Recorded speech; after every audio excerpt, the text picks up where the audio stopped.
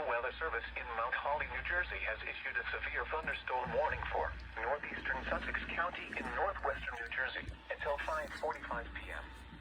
At 5:02 p.m., a severe thunderstorm was located over Haynesville or near Montague, moving east at 35 miles per hour.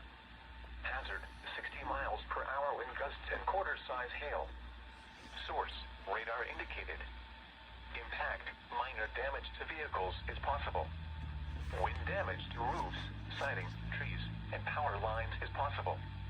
Locations impacted include Montague, Franklin, Hamburg, Sussex, Branchville, High Point, Pelletown, Highland Lake, Vernon Valley, Haynesville, and Crandon Lakes. For your protection, move to an interior room on the lowest floor of a building.